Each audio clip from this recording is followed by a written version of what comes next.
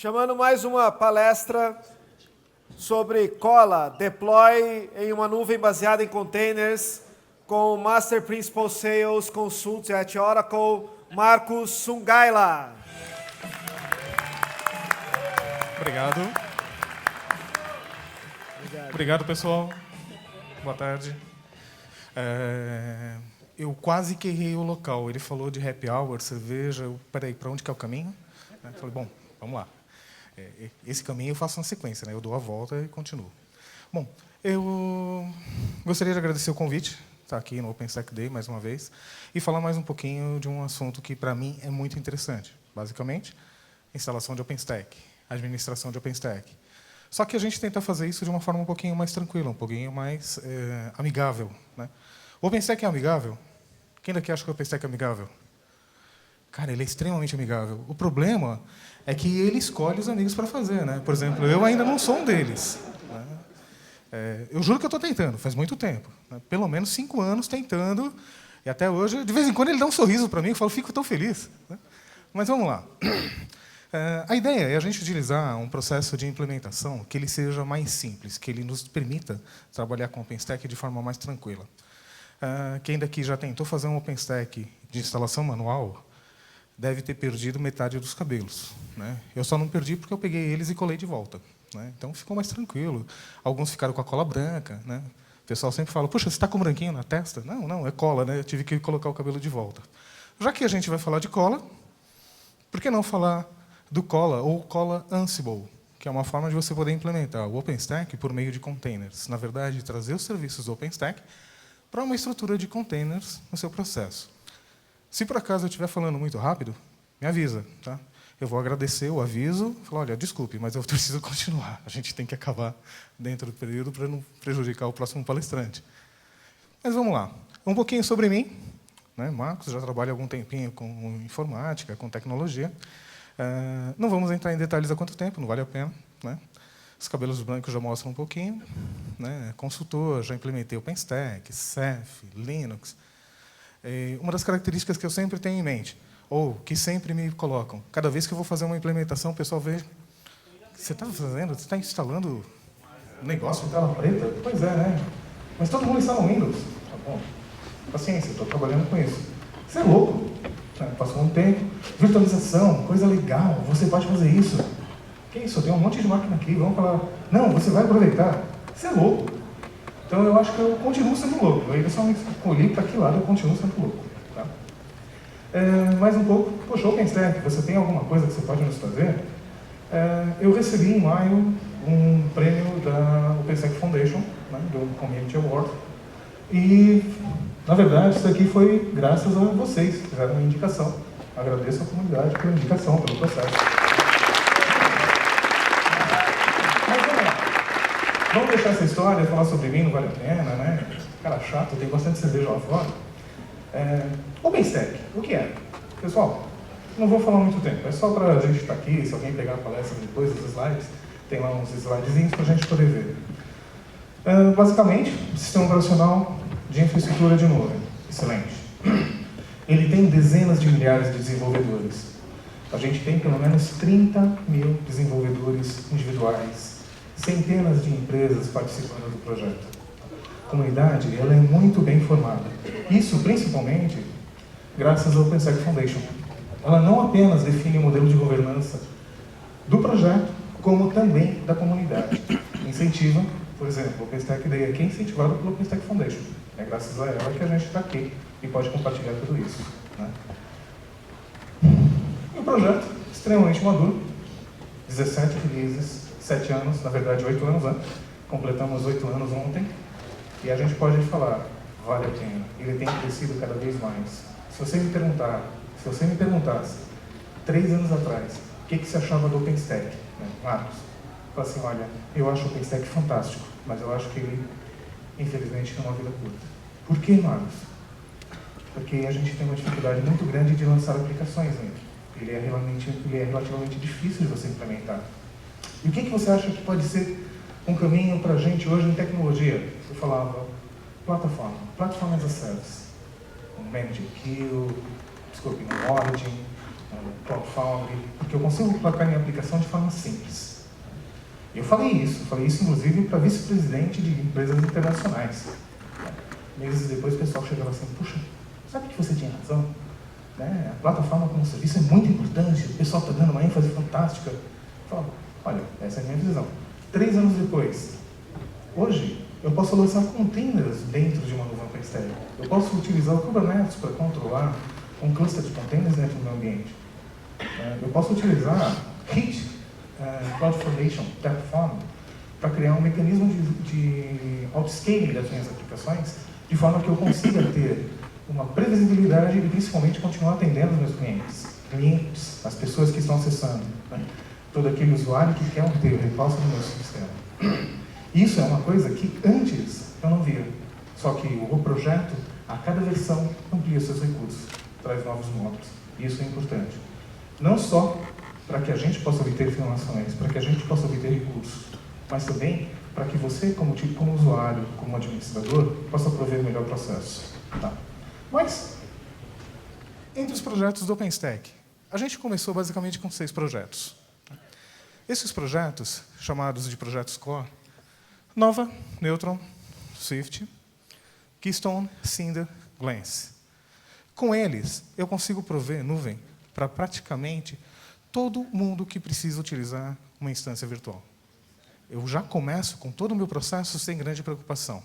Existem diversos projetos complementares. Tá? Por exemplo, quero trabalhar com Big Data, Saara.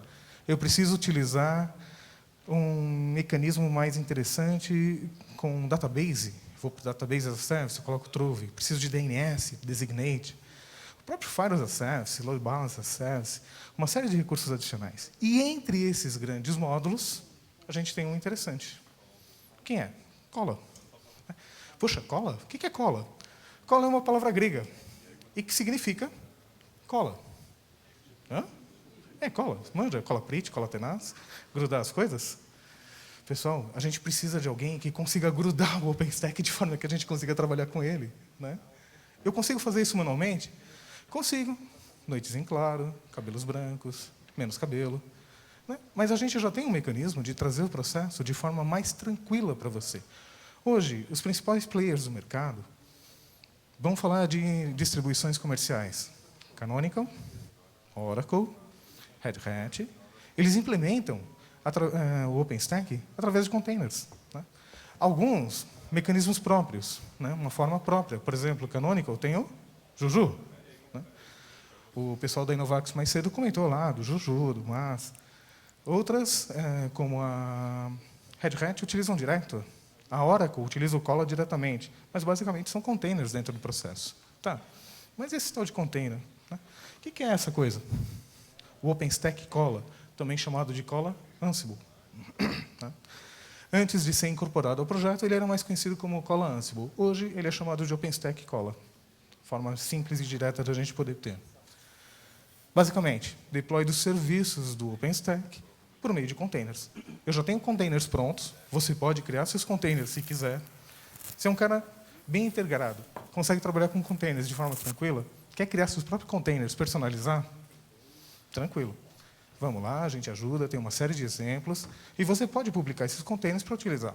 Mas, no geral, quando a gente chega num processo de utilizar um container para serviço, o que eu quero?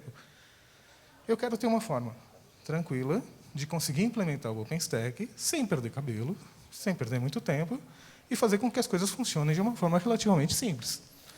Né? Isso daqui é simples. Hã? Calma, vamos lá. Eu vou virar um pouquinho de costas para poder apontar o que a gente está fazendo. Tá? Basicamente, eu vou ter um container registry. Posso utilizar o Docker Hub? Com certeza. A gente tem dentro do Docker Hub imagens do Neutron, do Nova, do Cinder, Keystone, Glance e por aí fora. Magnum, o próprio Magnum é um cara que vai permitir que eu lance instâncias de containers dentro do OpenStack, como clientes. Né? Tudo isso daqui na forma de imagens do OpenStack para poder trabalhar.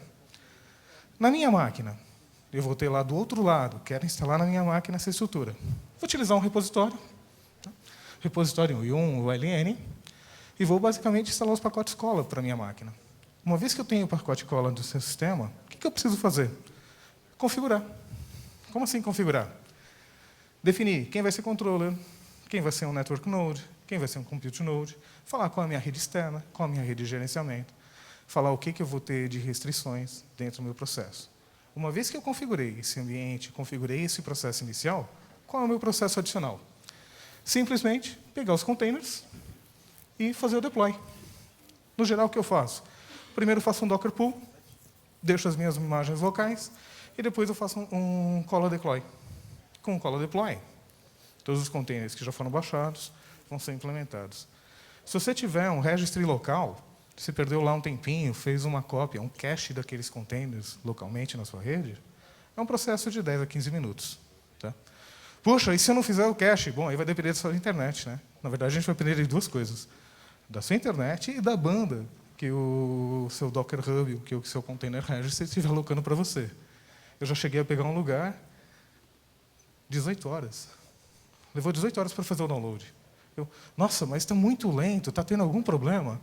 O pessoal, não, é que a gente tem um QoS na rede e a gente limita mesmo. Eu falei, puxa, podia ter avisado antes, né? Até podia trazer num pendrive, num disco externo. Basicamente, o que você vai ter? Agora sim que começa a sopando de letrinhas no nosso ambiente. Então, saindo um pouquinho mais dessa parte macro, entrando um pouco mais em detalhes. Eu vou ter um nó de gerenciamento, local a partir de onde eu vou fazer todo o processo de deploy. A partir desse processo de deploy, eu especifico quais vão ser os meus nodes, controller, rede, storage, compute.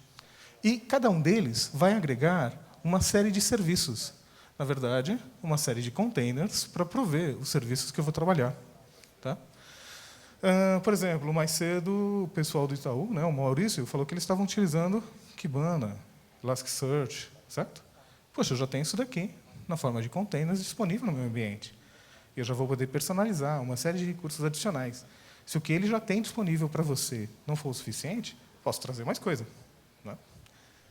Compute Node, vou rodar Neutron, vou rodar os agentes. Os meus network nodes, de repente eu começo a ter um tráfego muito grande na minha estrutura, eu posso segmentar o tráfego, tirar aquele processo que antes era isolado em um ambiente e passar para um nó separado. Eu vou começar a ter uma performance um pouco melhor.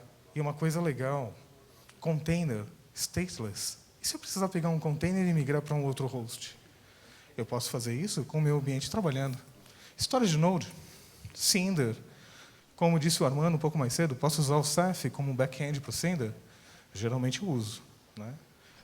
Só que a gente dimensiona a rede e a estrutura do Ceph para a gente não ter aqueles problemas de latência que ele estava comentando. Tá? Lógico, se a gente fala assim, não, vou usar a rede gigabit, uma interface para todo mundo. Fala, vai funcionar? Em ambiente de laboratório vai, mas vai te dar problema, dor de cabeça mais tarde. Tá ok. Mas como que isso funciona na prática? Bom, a ideia é, pelo menos, colocar um pouquinho o que você vai utilizar, como você vai fazer. Eu quero começar. Quantos nós eu preciso? Bom, pelo menos um admin node. Posso usar o controller? Claro que pode. Tá? Não vai ter um problema para você trabalhar com isso. Pelo menos um compute node, eu recomendo que você use 2. Tá? Pelo menos você já distribui carga, começa a ter um processo um pouquinho mais elaborado, e você vai conseguir levantar o seu ambiente já com alguma escalabilidade. Se eu lançar só um compute node, apesar de ser funcional, eu não vou conseguir escalabilidade. Alguém aqui já fez aquele processo? Vai lançar uma instância e fala assim, no host available for your instance. Né? Fala, poxa, mas eu tenho memória, eu tenho disco, eu tenho rede. Cara, um host só, os limites são forçados. Se eu tiver 2, cara, tudo muda. Eu posso ter 2 hosts de 16 GB, as coisas mudam completamente. De repente, eu não tenho mais 16 disponível, eu passo a ter 96 GB de memória para alocar. Nossa, tudo isso? Ele faz as contas, não vai ser diretamente, mas ele já permite esse tipo de expansão. A mesma coisa vai acontecer com rede, a mesma coisa vai acontecer com processador. Na verdade, o processador é muito mais interessante. Ele passa para uma proporção de 1 para 16. Para cada core que você tiver físico, ele está 16 alocáveis. A partir do momento que você tem mais de um host. Tá? Com um host só, esquece. É o que você tiver ali, acabou. Tá, mas se eu quiser ter um pouquinho de redundância, lógico, pelo menos 2 servidores para você ter como controllers. Tá? Posso ter 3? Na verdade, o ideal é que você tenha 3. Assim eu evito alguns problemas em clusters, que são os chamados split brains. Né? Eu tenho 2 máquinas, elas não se comunicam e cada uma acha que é dona do pedaço. Com 3, a gente consegue ter um quórum mais estabelecido. Fica uma forma mais confiável de você poder trabalhar. E é lógico, não é porque você trouxe um controller a mais que você vai tirar do seu compute node, tá? Continua sendo com 2, ou mais, se você puder. Tá ok? Vou começar. Instale suas máquinas com o sistema operacional Linux. Puxa, posso instalar aquele que eu quiser? Claro que pode. Minha recomendação: utilize uma distribuição com kernel 4.1 ou superior. Mas por quê? Vou ter melhor performance, melhor gerenciamento de memória, melhor acesso a disco, melhor throughput, melhor gerenciamento de threads e de processos. Vai te fazer muita diferença. Principalmente num ambiente tão exigido quanto uma nuvem OpenStack. Tá? Tem uma partição com pelo menos 64 GB. Nossa, eu vou baixar tudo isso de container? Não, ele vai colocar em torno de 4 ou 5 GB. Mas por que 64? Ele vai fazer upgrade, de repente você vai fazer um upgrade de versão, só que ele não apaga a imagem anterior. Né? Quem daqui já fez upgrade de alguma coisa e as coisas pararam? Pessoal, as coisas comigo, um upgrade de versão, elas não costumam parar, elas costumam se tornar caóticas. Né? O meu primeiro pensamento: tem backup? Tem backup? Legal, vamos lá. Eu vou enfrentar o upgrade. Não tem backup? Eu volto amanhã. Você faz o backup hoje, eu volto amanhã. Então, ele já deixa o backup ali. Se eu fizer um upgrade, deu um problema. Nossa, é tão complicado quanto fazer um Docker stop nele e fazer um Docker run na imagem antiga. Né? Só que como que eu mantenho isso? Eu tenho que ter a imagem disponível. Daí a gente tem 64 GB. Recomendado. Dá para trabalhar com menos? Com certeza. Tá? Desabilite o Linux. Thomas Cameron. Use esse Linux. Você conhece? Pessoal, se você não conhece, não se aventure. Aprenda primeiro, depois você usa. Ok? Desabilita. Não conheço. Desabilita. Não, eu tenho familiaridade, o FC Linux é fantástico. Cara, pode trabalhar. Você não vai se ter surpresas. Pode ter dor de cabeça. Mas pelo menos você já sabe o que te espera. Tá? Firewall. Pessoal, mesma coisa. Não tenho familiaridade. Não gera problema inicial. Aprenda, depois você habilite. Ok? Habilite seus repositórios. Eu trabalho com Oracle Linux. Trabalho na Oracle. Tem uma distribuição com kernel 4. Poxa, já é interessante. Esses são os repositórios que eu habilito. E já estão disponíveis dentro do meu ambiente. Não preciso colocar pacotes adicionais. E um ponto interessante. Virtualização, libvirt, desabilita. A SCSI-D, o cliente de SCSI, desabilita. Time Server, cronid, desabilita. Né? Cron, NTP, desabilita. Poxa, mas por que eu vou desabilitar? Turma, faz parte dos serviços do OpenStack. Ele tem que gerenciar esse processo. Isso já vem nos meus containers. E de modo integrado. Saber quem vai ser o master, como que ele vai fazer o throughput. E naquelas configurações iniciais, a gente vai falar para onde ele vai se comunicar. Quem vai ser o seu time server de sincronismo. Então, já faz um processo todo integrado. Instala seus pacotes do Cola. Pré-install e o Cola CLI. Eles vão trazer os recursos para a gente poder trabalhar. Verifique se você tem acesso ao seu container registry. Seja local, seja um Docker Hub, tá ok? Alguém costuma usar o Tab quando abre um terminal do Linux? Eu uso. Só que ele não vem com isso por padrão.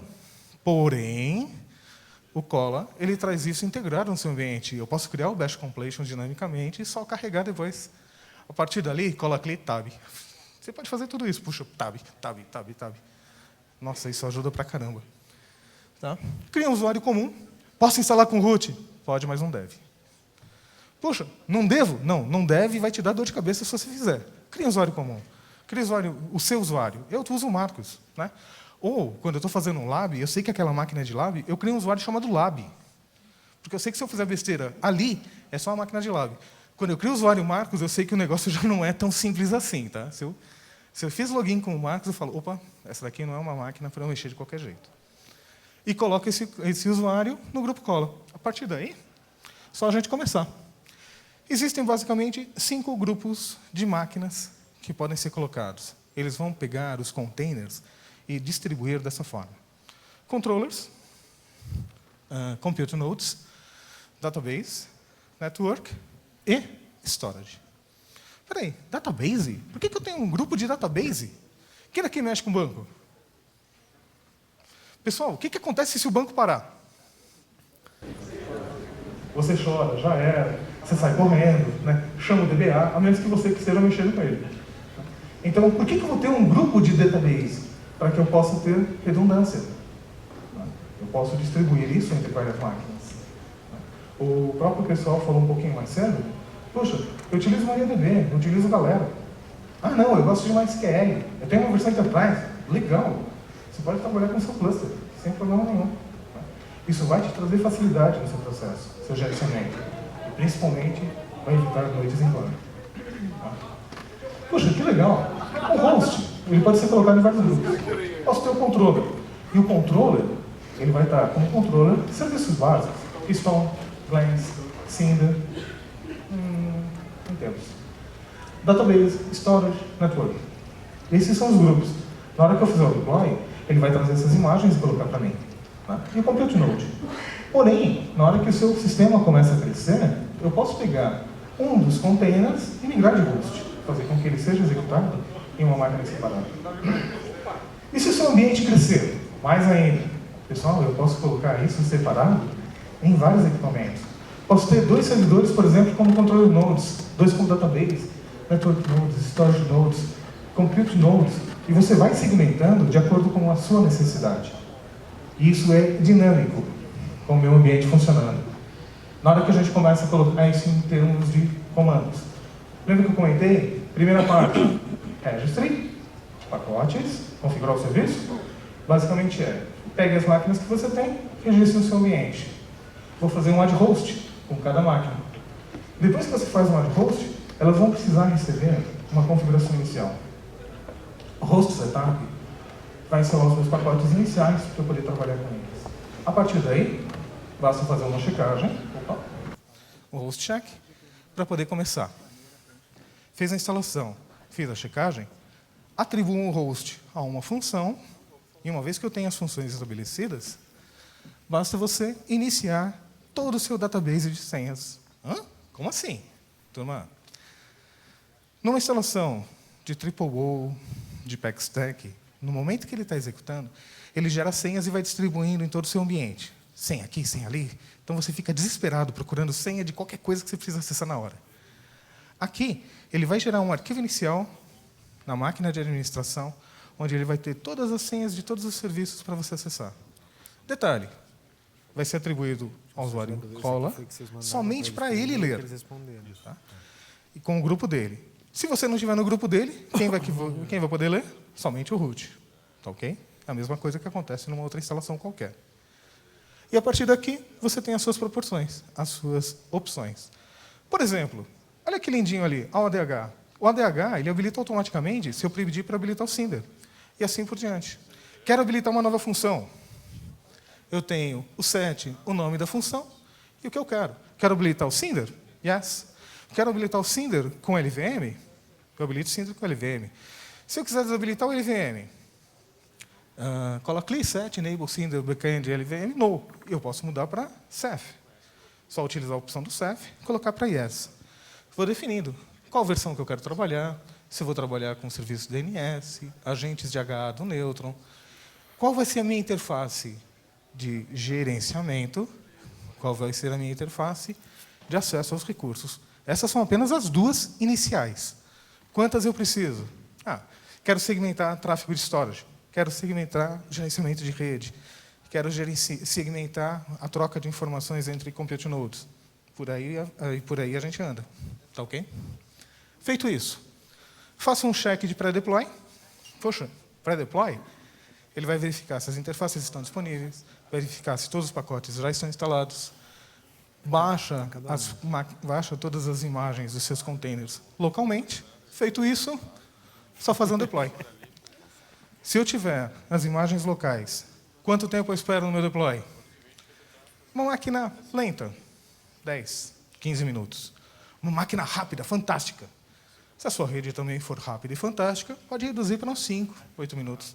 E você vai ter um ambiente de OpenStack do jeitinho que você colocou, com os containers fornecendo os serviços na sua estrutura atual. Como é que você sabe? Do mesmo jeito que qualquer outro. Abre um navegador, acessa o IP do seu servidor e o dashboard que você estiver utilizando. Tá ok? Turma, isso daqui era um pouco do que eu tinha para mostrar para vocês como containers, a utilização. É um processo rápido, mas ele é um processo extremamente eficiente. Se alguém depois quiser tirar alguma dúvida, eu estou aqui fora para a gente poder conversar. Obrigado.